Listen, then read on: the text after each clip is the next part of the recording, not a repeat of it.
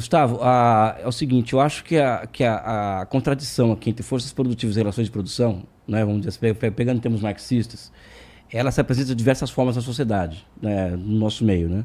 Eu acho, particularmente, antes de ir para o André, que o Lula pega no fundamental dessa contradição quando ele coloca o dedo na ferida do Banco Central, entendeu? Eu acho que o Banco Central Independente hoje, ele é a maior expressão da contradição entre forças produtivas e relações de produção. Uhum. Eu acho que esse é o X da questão hoje. Porque quando nós falamos em contradição com capital-trabalho, isso não é um fim em si mesmo, né? Sabe? Nós temos que observar um nível de abstração que nos permita entregar uma visão de totalidade dessa contradição interna do capitalismo brasileiro. E quando o Lula fala, olha, esse cara tá me fudendo, esse cara pode me atrapalhar, e o cara escolhe o Banco Central, pessoal, é o Banco Central, é o poder político da burguesia materializado como alvo, eu acho que ele está se demonstrando muito acima da média, eu acho. A gente pode até aprofundar essa conversa em outro momento. Foi quando ele falou isso que subiu o dólar pra caralho?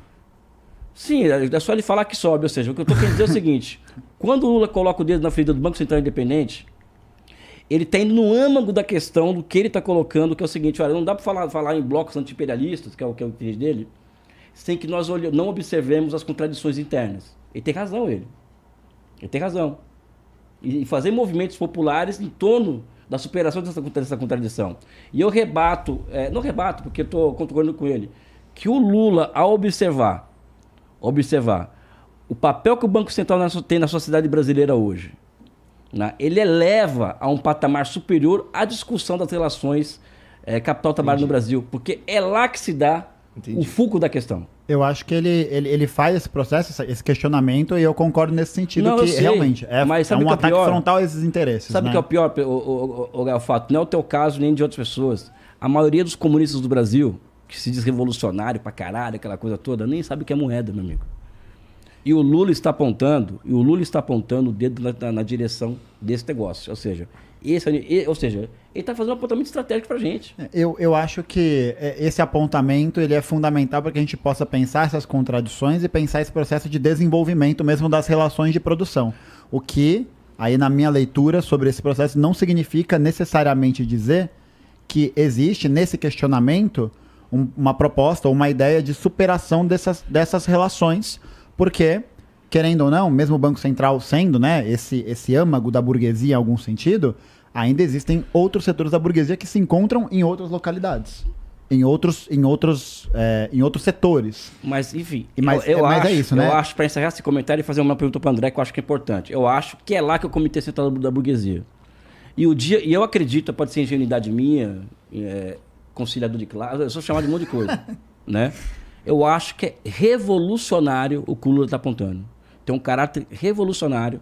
Inclusive, se o Haddad chega hoje e fala, olha, eu vou convocar o Comitê de Política Monetária e vamos elevar a meta de inflação a 4,75%. Rapaz, para mim isso é revolucionário. Na atual quadro histórica brasileira, você mexendo nas metas de inflação é revolucionário. Que é o que pode ser feito. É o que a correlação de forças permite. Não fala que senão o mercado vai explodir. Mas André, exatamente. Isso que ele está falando aí, eu entendo. Entendo todo pelo menos parte do que vem por baixo, do que baseia isso que você está falando. Mas se a gente coloca isso num cenário mundial, a gente, de certa forma, não fode o Brasil. Não, então, eu vou responder essa pergunta para o André. Eu tô questionando assim, o termo revolucionário, porque parece que a gente está aqui... Não, eu entendi. Eu tô querendo usar a mesma gramática que a dele, que a minha também, entendeu? Eu entendi. Eu só vou qualificar, porque se a gente usar o termo revolucionário... vai parecer que é uma ruptura. E não é. Você tem literatura acadêmica mostrando que quando sobe a meta de inflação, quando cai, o efeito não é o percebido. Que o pessoal está falando, que vai desancorar as expectativas, todo mundo vai achar que a inflação está explodindo e tal. Qual que é o problema desse raciocínio típico? É assim, ó. Eu tenho uma inflação de 3%. Se ela bater em 10, ela vai virar de 1.000. Entendeu? Você tem um salto. Não tem nada na história monetária dos países que mostre isso. Nada. A literatura acadêmica, mainstream, coxinha, assim, sabe? Não é revolucionária, né? Ela diz o quê? Até 10% de inflação você não tem grande mudança na atividade econômica. Então, todo o drama que fizeram com a Dilma e agora com essa inflação que bateu 10%, pela literatura, isso não é nenhum grande desarranjo. É bom trazer de volta?